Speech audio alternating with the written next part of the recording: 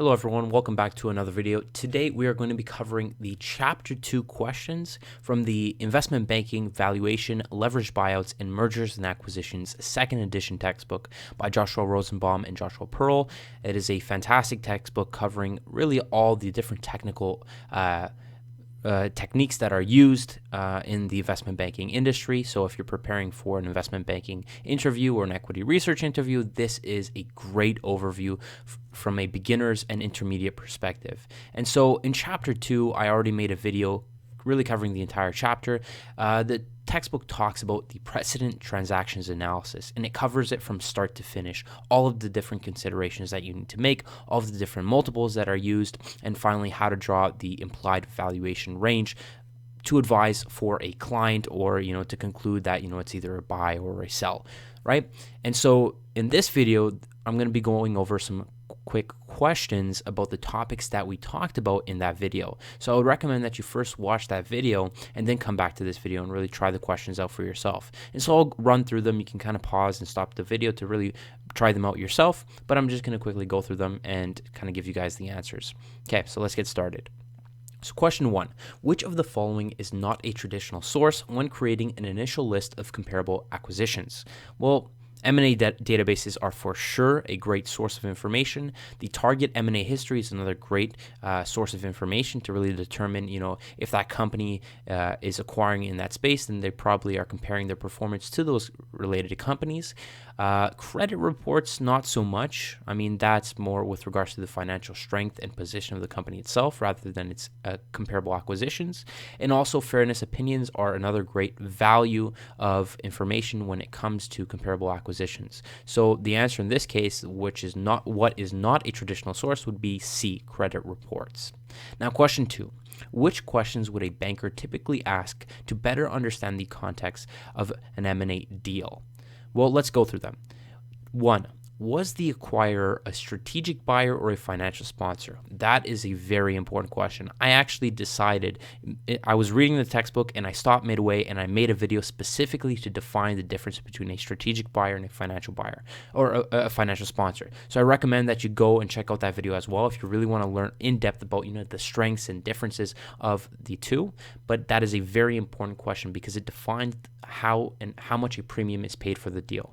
Number 2, was the nature of the deal friendly or hostile? That's another big question to ask because it really depends on, the environment in which the transaction occurred in. If it was friendly or hostile, then there are different things. And usually in a hostile bid, the acquisition premium is significantly higher. Number 3, was the target sold through an auction process or negotiation sale? That's another big question, and I think it really defines the premium that is paid for a deal.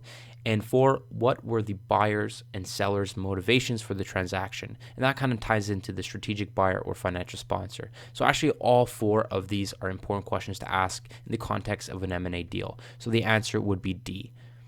Okay, question 3. In addition to a high purchase price, what other factors are important to the seller in assessing the value of a proposal? 1, the speed of execution. That is very important as the owner or a senior manager of that business. You want to make sure that, if you are exposing your business to the transaction process, you want to make it as quick as possible because investment bankers are very costly and advisory services can really be a big drain of finances. 2, the date of management presentation. Not so much. I mean, maybe from a personal perspective, but not for the company itself. Also, certainty of completion, that's a big question. You don't want to go or jump into these discussions and find out that really there's no way this business is going to be approved by shareholders and at the same time for the regulatory approvals needed. So maybe even the regulatory officials will look at that deal and they'll be like, hell no, we're not going to let you approve this deal. So at the end of the day, those are really important questions and considerations in a high purchase price. So 1, speed of execution, 3, certainty of completion, and 4, regulatory approvals needed. So those are the 3 in really assessing the value of a proposal. So the answer would be 1, 3, 4, 1, 3, 4. So it'd be D. D would be the answer. Okay, question 4. Which of the following is not contained in a merger proxy? 1, terms of the transaction. B, the description of the financial analysis underlying the fairness opinion. C, the definitive purchase and sale agreement, and D, the target's customer list. Oh, this is a relatively easy question because, D just does not make sense.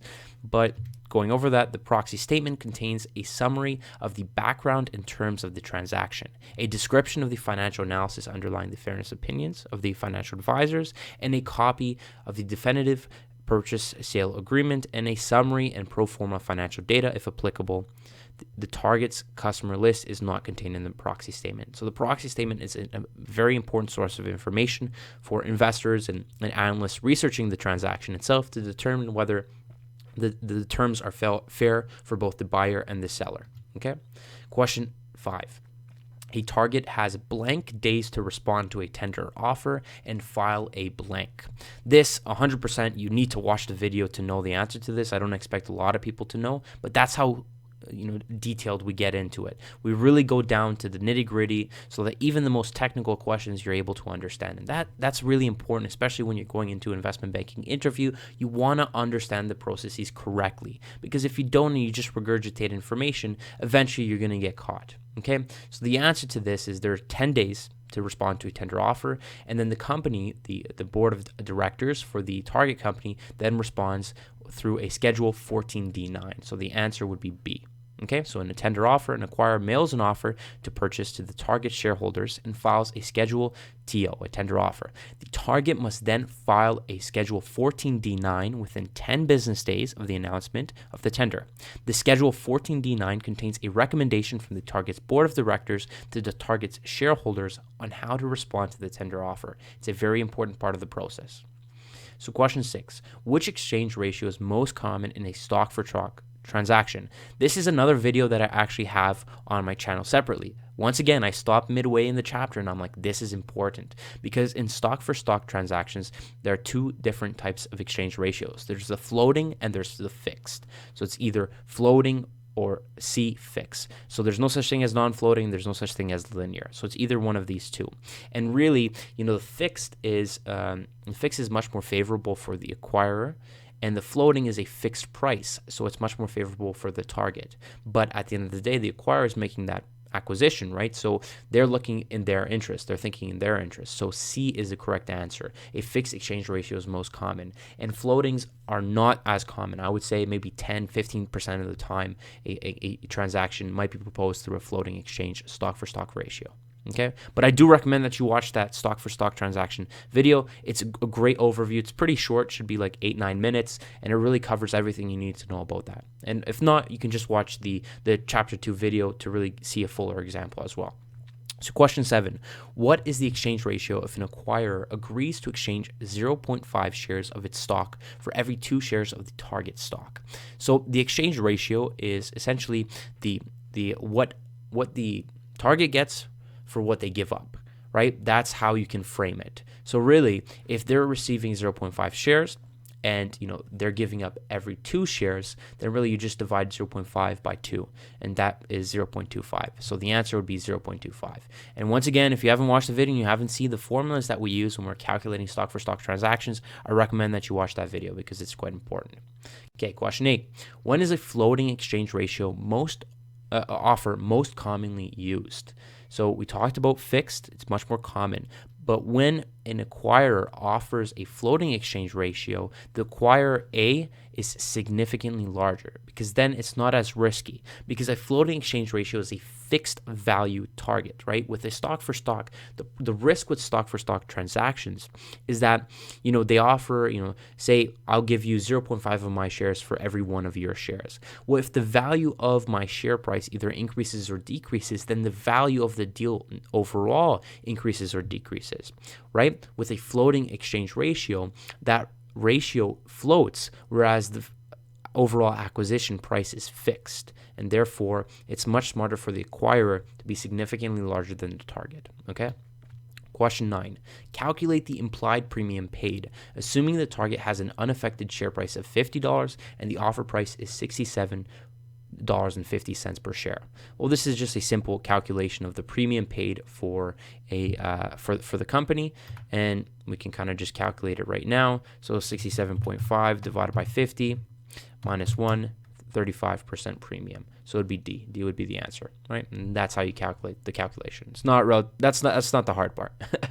Now, question 10, why is time lag a potential weakness when using precedent transactions? So let's first understand what a time lag is. The time lag is essentially the time between when we are conducting our analysis and when the transaction was proposed or completed. So if we're looking at a comparable transaction 10 years ago versus a comparable transaction a year ago, the transaction a year ago will be much more reflective and much more valuable than that one which is 10 years ago. And that's essentially what a time lag is. And so when we're looking at, what the answer is for question 10, I'll kind of just go straight to it. It's B. Precedent transactions, by definition, took place in the past, and it is possible that they do not reflect prevailing market conditions. So that's really what the risk with time lag is. And especially if you're looking at a very niche industry where there are not a lot of transactions, and you have maybe one or two that occurred many, many years ago, then it becomes much more difficult to really offer a strong precedent transactions analysis, because you're basing your analysis on things that happened years ago in different market conditions. Okay, so B is the answer. Question 11. What are the primary types of synergies? Very important question. Well, one, revenue, transaction, not so much. Cost is another big synergy, and time is not a synergy. So the answer would be 1 and 3. So the answer would be B. So synergies refer to the expected cost savings, growth opportunities, and other financial benefits, right? So transaction and time are not financial benefits. So they are the financial benefits that occur as a result of the combination of two businesses. They can be broken down into revenue and cost synergies. Okay? Question 12. So assuming a stock-for-stock transaction, determine the exchange ratio. So the official formula of exchange ratio is essentially the offer price per share divided by the acquirer's share price. So if I am Apple and the target is BlackBerry, if BlackBerry, and let's put numbers to this, look at the actual example. If the BlackBerry share price is 15 and the acquirer Apple's share price is 30, then you just divide 15 by 30, and that is a 0.5. So the exchange ratio in this case would be 0.5. Question 13, what is the premium paid for the target? So this is similar to the previous question for the premium. So we just look at the offer price per share for the target, which is 15, and the unaffected share price is 12. And so we can just calculate the premium, right? So 15 divided by 12 minus 1 is 25. So 25% would be the premium, so it'd be D. D is the answer. Now, question 14, calculate the target's offer value and enterprise value. So here we're combining a little bit of what we learned in chapter 1 about the Treasury stock method, because we have to now calculate, in order to calculate the offer value and the enterprise value, we have to calculate the target's fully diluted shares, which includes basic shares outstanding, which we know is 250, plus in-the-money options warrants, plus in-the-money convertible securities. Now, in this example, we don't have any convertible securities, but we do have in-the-money exercisable options, right? Which is, we have outstanding options of 10 and at an exercise price of $10, right? So we have to use the Treasury stock method to calculate the new incremental shares in order to calculate the fully diluted shares. Okay, so to find equity value, we need to multiply fully diluted shares outstanding by the offer price. We can use the Treasury stock method, the TSM, to calculate the new shares after outstanding options are exercised. So we have outstanding options of 10, an exercise price of $10. The proceeds are 100, so 10 times 10 is 100. So that's how much money the company is receiving from exercising these options.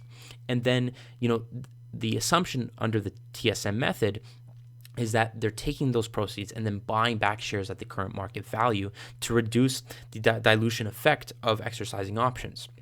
So they take those $100 in proceeds and divide it by the current share price and net of the amount that is issued. So we're dividing it, in this case, its options are worth $150, and the difference between the proceeds and what the options are worth is $50, and we divide that by the current share price to get, net new shares of 3.33. So in this case, we just our fully diluted shares outstanding would be 253.33 shares. And then we can then calculate the numbers, right? So adding basic plus new shares gives us fully diluted shares of 253.3 shares. We can now find the equity value. In addition, by adding target net debt, there's no minority interest or preferred stock, we can get enterprise value. So to calculate the offer value, the equity value, we take the fully diluted shares outstanding and multiply it by the offer price of 15 to get an offer value of 3,800.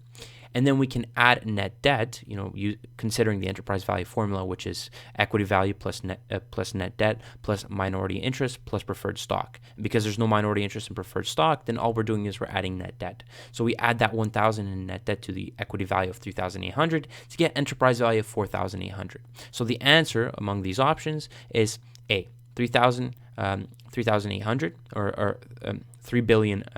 $3 billion in equity and $4.8 billion in enterprise value.